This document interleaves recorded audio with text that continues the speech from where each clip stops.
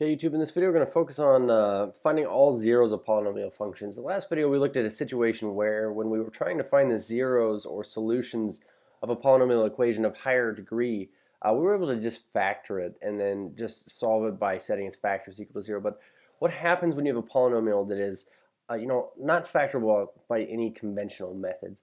Then what we're going to do is we're going to leverage division to our advantage, because recall that when you take a polynomial function f of x and you divide it by a factor, something that goes in evenly, and what you get is your quotient polynomial, but plus no remainder. So what this means is, by using division, we could rewrite an original polynomial as the thing we divided out times the answer we got is the original, and then we have something that is in a factored form. So division really is going to help us factor here. So in terms of using division, what we're going to do is we're just going to sit here and divide and divide and divide and divide and divide and divide until we find something that goes in evenly. It's just that the number of possible things from which to guess, the number of numbers that could possibly work as going in evenly into this, is just infinitely large. So we're going to learn a really important theorem here. It's called the rational roots theorem. Let's read through this here. It says the rational root theorem can be a starting point. So basically this is a good starting point for finding solutions of a polynomial equation. It says, however, the theorem only lists only possible solutions. Okay, so basically it says in order to find the actual solutions we have to test values from the list. Basically what the rational roots theorem does, and let me type this in here. I want to make sure that we get this down here. The rational roots theorem lists the possible, and let me change this here. There we go. List the possible rational roots that could go into the function evenly. Okay. So basically, if there are any rational zeros of the polynomial function, it is going to be on this list that we're going to learn how to make. But if it's on the list, if it's a number on the list, doesn't necessarily mean it's a zero. Okay, it's a one-way road here. So the rational roots theorem, what it says here is this: if we have some polynomial function, and we're going to label a couple things here. Let me switch back over to my pen tool.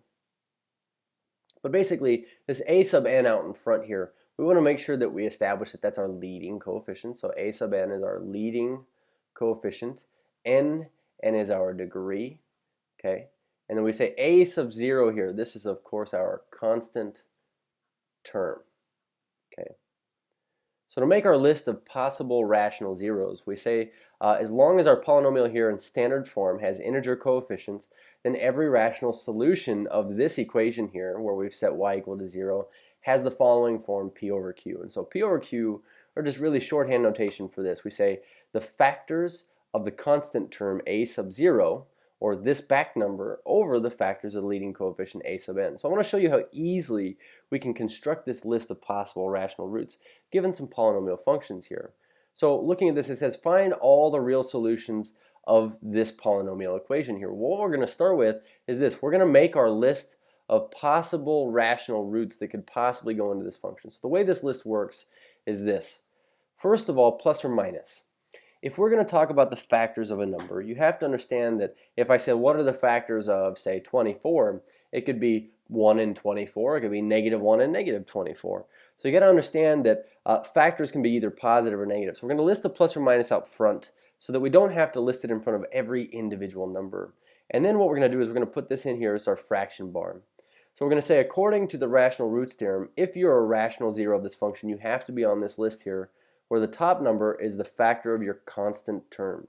So unfortunately for us, the factors of 24 are numerous. So we say 1 and 24, 2 and 12, 3 and 8, okay, 4 and 6. So we have 4 and 6, 3 and 8, 2 and 12, and then 1 and 20. Those are all the factors of 24. Ooh, 1 and 24. Sorry, 1 and 24. I don't know why I wrote 20 there. And then we say all the factors of our leading coefficient, which in this case is 1. So here's the deal. When you write this list, you're always going to write it twice. We're going to write it once as this huge fraction. Then we're going to put everything over the denominator here, 1. So we say 1 over 1, of course, is 1. 2 over 1, 3 over 1, 4 over 1, 6 over 1, 8 over 1, 12 over 1, and 24 over 1. So because if I were to set this equal to 0 and try to solve this by factoring, it doesn't work. What we're going to do is we're essentially going to guess and check until we get something that does work. So I'm going to start with our 1 here. We're going to say, okay, well, let's drop in our coefficients of this polynomial here. 1, 1, negative 14, and negative 24. And we're just going to start by guessing 1 because 1 is on our list, and maybe it works. So we say, carrying down this 1, we get 1 times 1 is 1. 1 plus 1 is 2. 1 times 2 is 2. Here we get a negative 12. And you can see how if I take this times 1 here, I get negative 12. I'm not going to get a 0 remainder back here.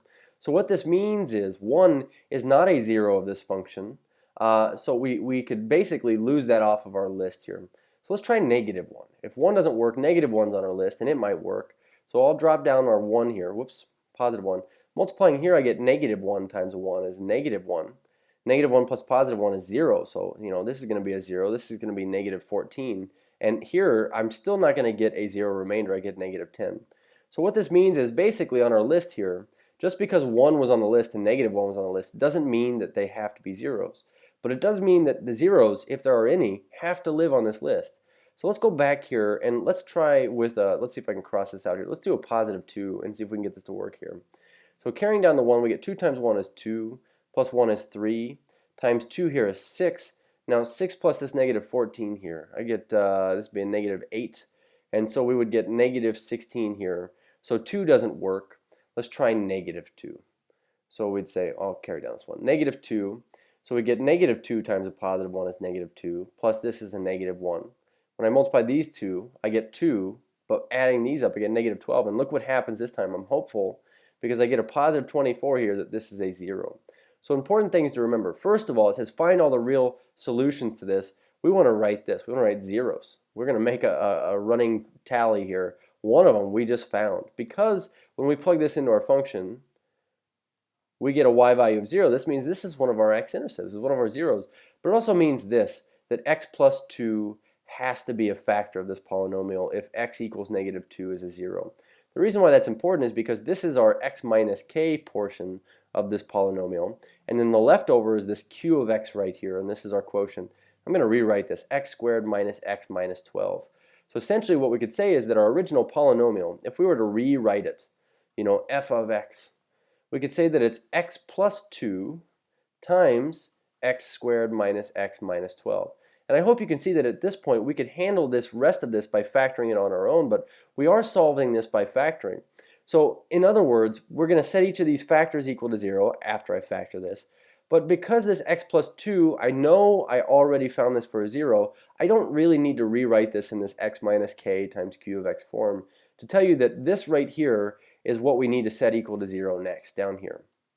So we're going to go ahead and set it equal to 0 now. We're going to say, well, I would get x minus 4, x plus 3 are the factors of this right here.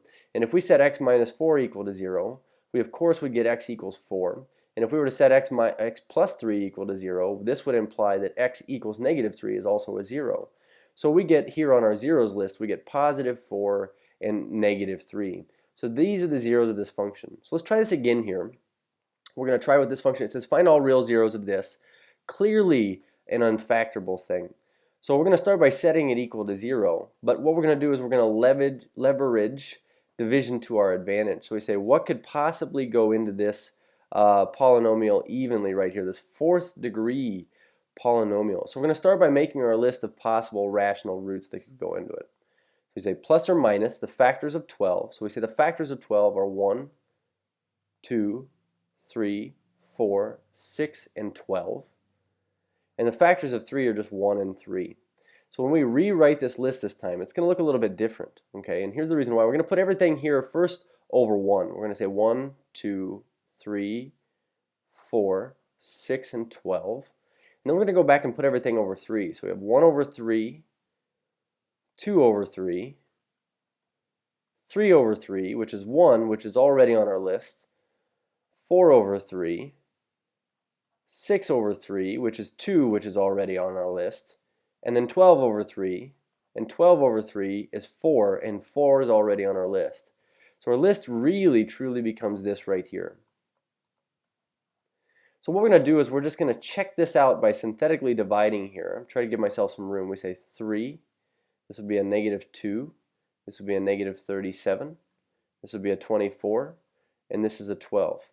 In this case, I think that the best thing to do for ourselves is before we do this, if we have a graphing utility available, which I do in this possible case here, let's go ahead and take a look at the graph of this function here by putting it into a graphing calculator. So we say 3x to the fourth minus 2x to the third minus 37x to the second plus 24x plus 12. And what I can see here are the zeros of our function. Okay, I'm going to try to expand this back out here again. So I say, are there any that I'm already familiar with? And it looks like I have one here at 1. Okay, so we're going to use this to our advantage. And of course we would have guessed with 1 first, but what I want you to see is what we have left here. So we have 1 out here, and we'll go ahead and drop down our 3. So in this case we have 1 times 3 is 3, plus this is 1. 1 times 1 is 1. This will give us a negative 36. And so negative 36 times 1 is negative 36, but plus a positive 24 is negative 12. And take that times 1, well, look what you get. And we get 0 left over. So what this means is our zeros, we're going to list them over here. We just got one, bingo, 1. So now we need to go find the other ones. What I'm going to say is I'm left with 3x squared plus x minus 36x minus 12. So what we're going to try to do is we're going to try to factor this by grouping. You know, I noticed that this grouping method here might work. So I'm going to group the first two and last two terms and make sure you put a plus here. So sorry for my disjointed work. I'm going to try to bring this back around here and keep this blocked off. But I would say GCF between 3x squared and x, this is an x to the second right here, by the way. This is 3x to the third. Plus x squared minus 36x minus 12. Sorry for rewriting that incorrectly. We say 3x squared comes out of the first thing here, and I'm left with x. Whoops. You know what? Looking at this, it's just a sloppy mess. It's 3x cubed plus x squared. So they have in common an x squared and not a 3, but we are left with 3x plus 1. And over here, I say negative 12 is what they have in common, so we're going to factor that out. And we also get left with 3x plus 1. So now factoring completely, we would say 3x plus 1 and x squared minus 12 are our remaining roots or factors, excuse me. So we're going to set each of these equal to 0. So we get 3x plus 1 equals 0. Or I'm going to write this other one over here just because I need space. You guys can write where you have room. But we'd say solving this, I would subtract 1 and divide by 3. We get x equals negative a third. So I am going to write that up over here on our zeros list, negative 1/3. And then this over here, we're going to add 12 to both sides and solve this using square roots. So we get square root of both sides is x equals plus or minus the square root of 12, which is 4 times 3. And we'd say that that is x equals plus or minus 2 times the square root of 3. So an important thing just happened here. Not that I went off the screen. That is not the important thing. Here we go. But we got plus or minus 2 times the square root of 3, and we're going to add that to our list. We have plus or minus 2 times the square root of 3. When you get an irrational 0, it always happens that you get a plus or minus because you were taking the square root. So these are the 3 zeros here, and going back over to Desmos here, we can see that negative a third is certainly on our graph. And I haven't found 2 times the square root of 3 in my calculator, but I would be willing to gamble that it comes out to be negative and positive about 3.46. So the rational roots theorem essentially allows us to come up with a list of possible things that could work, and then we're going to guess and check until we find one that goes in, and then try to factor the remaining quotient. Cheers.